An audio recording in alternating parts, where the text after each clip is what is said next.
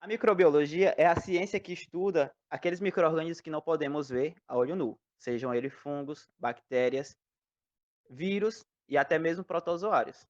A microbiologia ela está composta no nosso meio ambiente e todos os dias temos contatos com esses micro-organismos. Por mais que não possamos vê-los, eles estão completamente inseridos na nossa vida. A microbiologia de alimentos está presente no nosso cotidiano e é de extrema importância, já que possibilitou a existência de uma série de processos importantes pelos quais os alimentos passam hoje. Esta área tem o seu foco de atuação nas interações bacterianas que ocorrem nos períodos de pré-produção e de produção dos alimentos, investigando os causadores de intoxicações alimentares e outras patologias que podem surgir dos micro-organismos presentes nos alimentos ou nos seus conservantes. Mas onde podemos encontrá-los? Quais os principais cuidados que devemos tomar com alimentos crus em relação aos micro-organismos? Exemplos: sushi, produtos minimamente processados, entre outros. Essas são algumas perguntas frequentes que serão abordadas no episódio de hoje. Eu sou a Ana Beatriz. Eu sou o Lucas e esse é o Engenharia de Quê?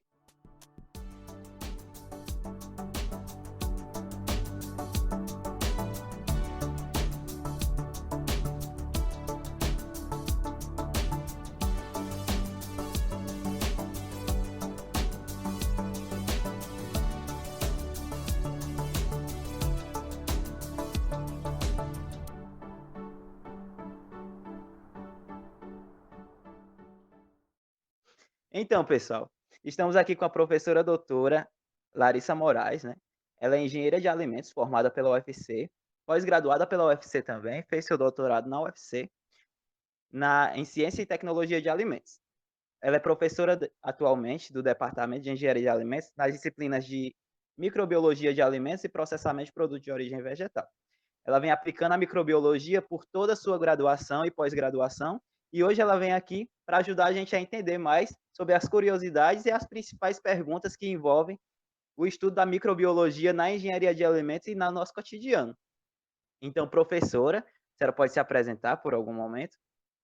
Olá, pessoal. Me chamo Larissa e sou uma aprendiz e amante da microbiologia de alimentos. Então, nós vamos conversar com nossas perguntas que foram selecionadas, professora, por alunos da engenharia de alimentos. Ótimo. Antes de vir aqui, a gente fez uma preparação, a gente fez um pequeno questionário do Google Forms, abrangendo diferentes idades, diferentes etapas do curso e diferentes pessoas para ter uma base nas perguntas que a gente ia fazer e principalmente aquelas principais dúvidas que cada um temos, né? Todos nós temos uma pequena dúvida, alguma curiosidade para tirar sobre o tema de microbiologia, principalmente nesse tempo de pandemia, né? Que um ser vivo tão pequeno, que é até considerado sem vida, que é um vírus, ele fez um caos tão grande no mundo e mudou toda a nossa perspectiva de vida. Hoje em dia a gente já não se vê mais sem usar uma máscara do lado de fora de casa, a gente não vê mais estudando, dando um abraço coletivo, tudo isso, principalmente aquelas pessoas que estão guardando o, o isolamento social. Isso tudo por um ser vivo tão pequeno que se inclui no estudo da microbiologia, né? Então, a primeira pergunta que nos foi selecionada é principalmente para dar início à nossa conversa, né?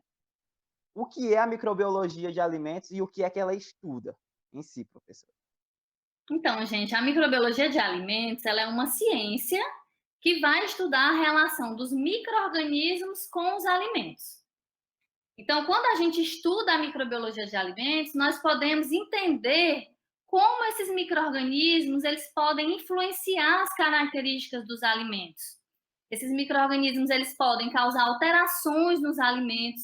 Essas alterações elas podem ser benéficas, como por exemplo, quando nós estamos produzindo alguns alimentos, como iogurte, queijo, cerveja, mas também essas alterações elas podem ser prejudiciais, como por exemplo a deterioração que alguns micro-organismos causam em alimentos, certo? Além disso, também é importante a gente citar que alguns micro-organismos eles podem causar doenças. E aí, quando a gente estuda a microbiologia de alimentos, nós podemos evitar que essas doenças elas cheguem ao consumidor. E onde podemos encontrar os micro-organismos, professora? Bem, então os micro-organismos, de forma geral, eles podem estar presentes em todos os lugares. Então, nós temos várias fontes de contaminação, né, dos alimentos, por exemplo. Então, nós temos micro-organismos que podem ser encontrados no solo, na água, no ar, nas fezes, e eles podem ser disseminados e podem chegar aos alimentos e também às pessoas.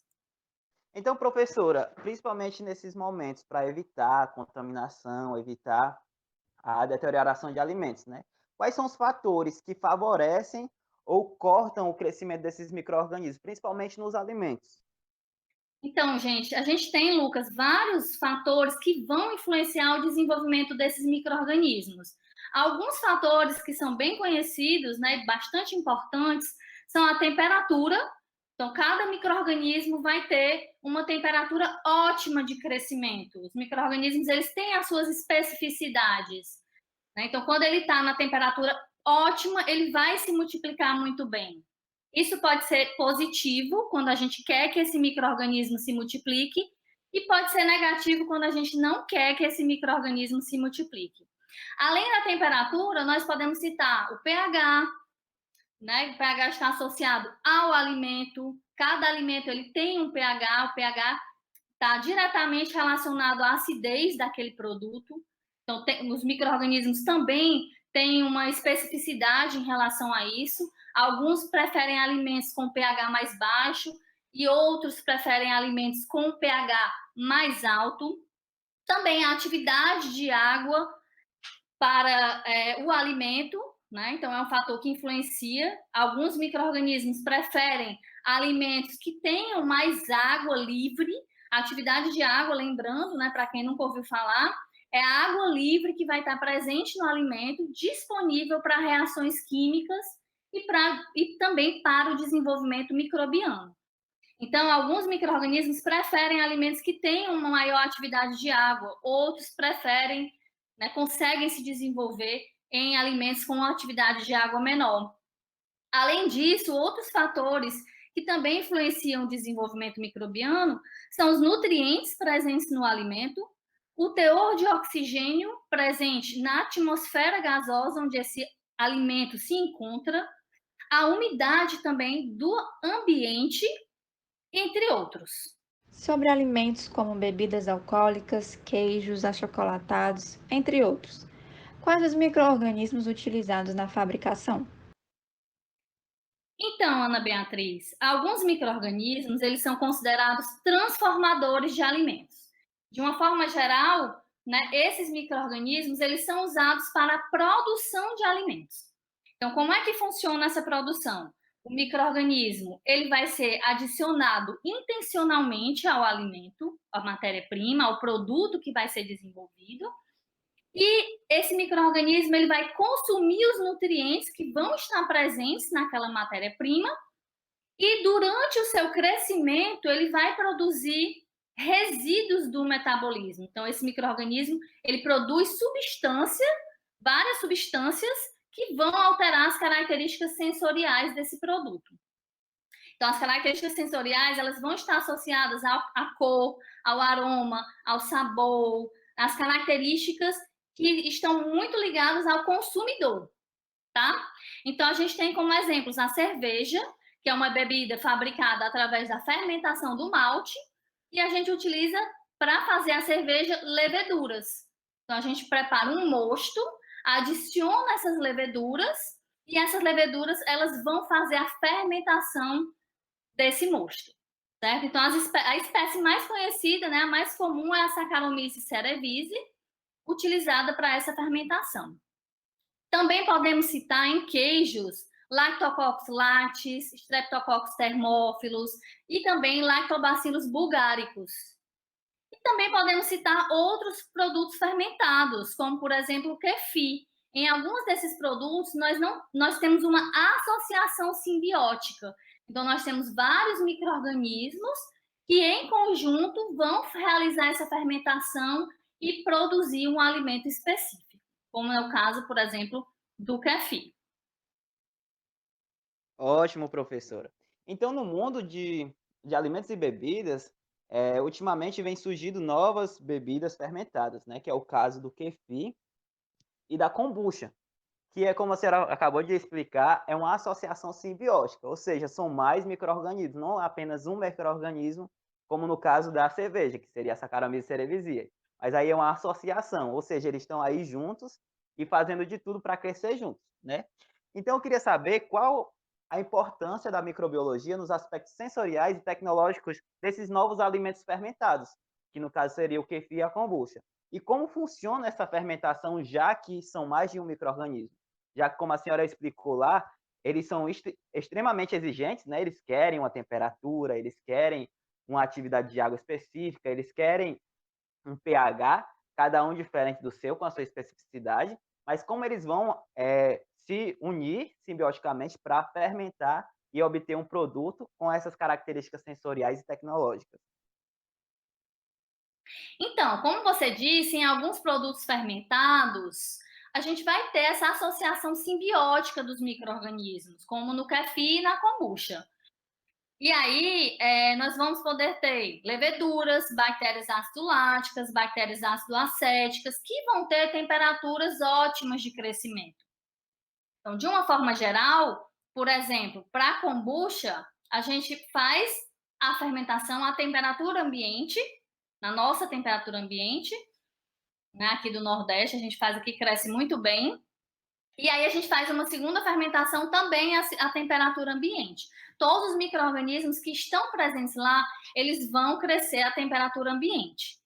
No caso do kefir, a gente faz duas fermentações. Uma acontece à temperatura ambiente e a segunda fermentação, a continuação da fermentação, né, se dá à temperatura de refrigeração, porque nós vamos ter micro-organismos específicos que estão ali, que preferem aquela temperatura de refrigeração para se multiplicar.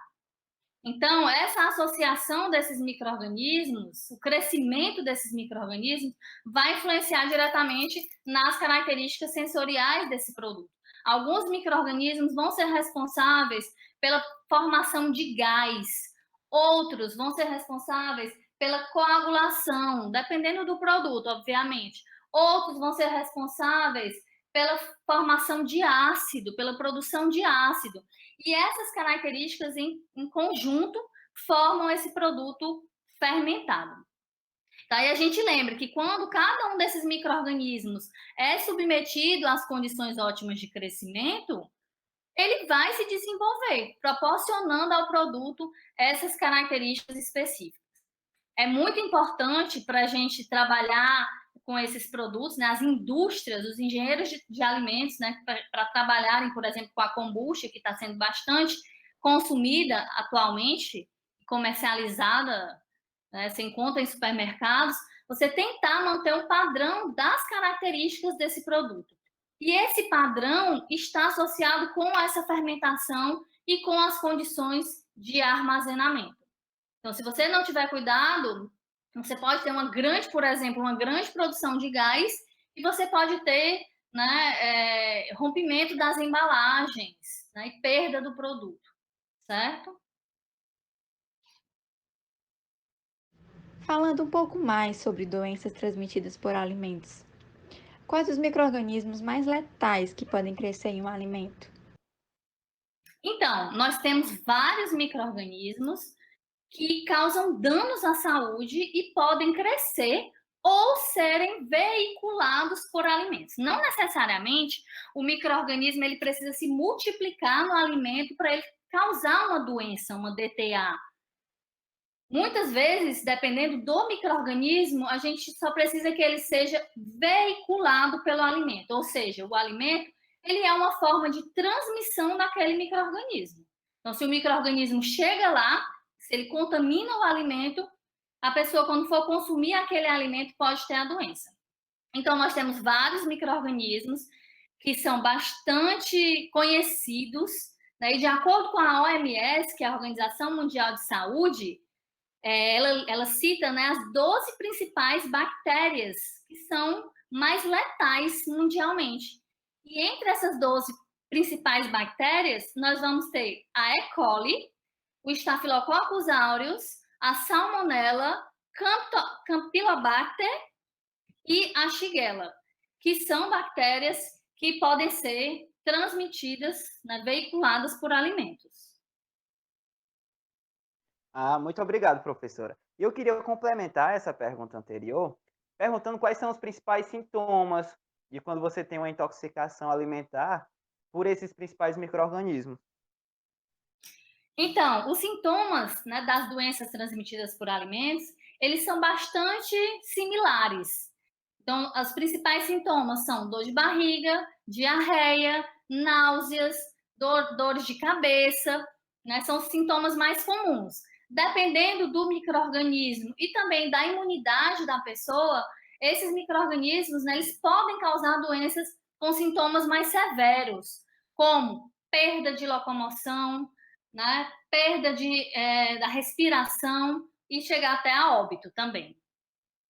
Então, professor, eu gostaria também de saber, principalmente depois de entender todos esses sintomas e que pode levar até a óbito, quais os principais cuidados que a gente deve tomar, que todos nós devemos tomar, com alimentos crus em relação aos micro-organismos? Porque a gente sabe que aqueles que são fritos, assados, acaba que a temperatura às vezes mata grande parte desses micro-organismos, né? Porque é um dos fatores de crescimento, como a senhora explicou anteriormente.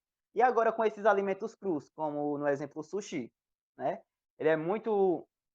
Eu me sinto muito assim com medo em comer esses tipos de alimentos, porque é um alimento que não teve um processo térmico, não teve cuidados, talvez tenha cuidados assépticos, né, de limpeza e tudo, mas não passou por esse processamento térmico, que seria a temperatura, para eliminar parte desses micro-organismos. Então, os alimentos que são consumidos crus, é muito importante que esses alimentos eles sejam manipulados de forma adequada, certo? Porque a manipulação desses alimentos, ela pode levar a uma contaminação, principalmente quando a gente fala do sushi, né? Levando em consideração as características do sushi, né? O sushi ele é um alimento que tem uma alta atividade de água, que tem nutrientes, que tem um pH também que é muito propício à multiplicação microbiana. Então, o primeiro passo para esses alimentos é realmente manipular de forma adequada, utilizando as boas práticas de manipulação, as boas práticas de fabricação, com bastante higiene, né? Bastante lavagem de mãos. E além disso, também é importante a gente citar o armazenamento desses alimentos crus. Esses alimentos crus, eles necessitam ser armazenados em temperaturas adequadas. Então, é interessante que haja um controle da temperatura de refrigeração desses produtos, né? Se forem produtos refrigerados, como no caso do sushi, ou de congelamento, se for o caso de produtos congelados, tá? Os demais alimentos crus que são comercializados, que forem passar por um tratamento térmico antes do consumo, a gente sabe que para esses alimentos, a maioria das bactérias patogênicas, elas têm uma preferência por temperaturas próximas à temperatura ambiente. Então, se você pega esse alimento cru e você dá um tratamento térmico, você vai reduzir o risco de ter uma doença, tá? Você não elimina o risco, porque nós temos micro-organismos que têm estruturas de resistência, né? Que tem esporos, que formam esporos, que podem resistir a essas temperaturas, né? Dependendo do tratamento que você vai utilizar. E além disso, a gente também não pode garantir que você não vai ter risco nenhum, porque alguns micro-organismos eles produzem toxinas enquanto eles se multiplicam. E algumas dessas toxinas, elas são termorresistentes, ou seja, elas não são destruídas em temperatura de aquecimento. Então, o ideal é, antes de pensar em manter o alimento em temperatura inadequada de armazenamento, né, em descongelar esse alimento, se for um alimento descongelado, de forma inadequada, deixar muito tempo a temperatura ambiente. Então, antes de pensar nisso, nós temos que pensar em quê? Na higiene desse produto, na manipulação desse produto e também no armazenamento. Professora, agora nós vamos para umas perguntinhas de mito ou verdade. A primeira: se eu fiquei doente após me alimentar, o culpado, digamos assim, é sempre o último alimento que eu consumi? Não, é um mito, certo? É um mito. Eu não tenho como saber que o último alimento que eu consumi foi o alimento que estava contaminado. Por quê? Porque cada micro-organismo ele vai ter um tempo diferente para causar doença no nosso organismo. Então, alguns micro-organismos, quando a gente consome esses micro-organismos ou as toxinas, os sintomas eles podem aparecer em poucos minutos. E outros micro-organismos, os sintomas eles aparecem após vários dias, né, um tempo bem longo. Então, você não tem como identificar que realmente foi o último alimento que você consumiu. Professora, algo bem cotidiano que acontece com a gente é que muitas vezes a gente corta uma fruta, corta uma laranja, ou até mesmo quando chega da feira, da tradicional feira, a gente vê parte do alimento com fungos, né? Que é muito comum, assim, uma partezinha mais escura. E é mito ou verdade que se a gente cortar a parte que tem fungo, a gente pode consumir o restante sem problemas nenhum para alimentação. Porque muitas vezes, até eu mesmo, já fiz isso, mas é mito ou verdade? Se a gente cortar essa parte contaminada, a gente pode consumir o restante. É mito, tá, Lucas? Então, não é ideal que se faça isso. Realmente, o correto é que você descarte o alimento por completo, né? Então, a gente tem alguns mofos que eles produzem toxinas, certo? E aí, essas toxinas, quando elas são consumidas, elas podem causar danos à saúde.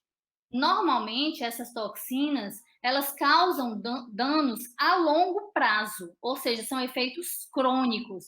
Então, você pode demorar muitos meses, muitos anos para poder ter um problema em relação a isso. Então, o ideal é que se descarte o alimento se ele estiver com mofo, tá? Seja ele de origem animal ou de origem vegetal. E na mesma linha de pergunta, professora, se eu armazenar um alimento que tem fungo com alimentos saudáveis, esses saudáveis, eles tendem a estar contaminados também, ou só se for por contato direto? Então, não é ideal que você armazene um alimento que esteja mofado com um alimento que não tenha mofo aparente. Por quê? Por causa da estrutura de reprodução desses fungos. Então, os mofos, eles se reproduzem através de esporos, e esses esporos, eles são disseminados pelo próprio ar.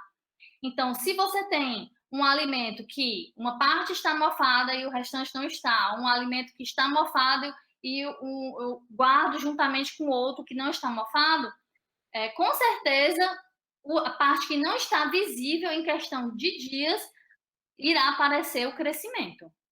Então, não é ideal. Perfeito, professora. Agora, para finalizarmos a nossa conversa, uma última pergunta. É correto afirmar que bactérias e micro-organismos são mais benéficos do que nocivos à nossa saúde? Então, se nós levarmos em consideração a quantidade de micro-organismos que nós temos, a minoria desses micro-organismos ela é patogênica. A grande minoria ela é considerada patogênica. Mas nós temos que levar em consideração também que cada micro-organismo vai ter a sua particularidade.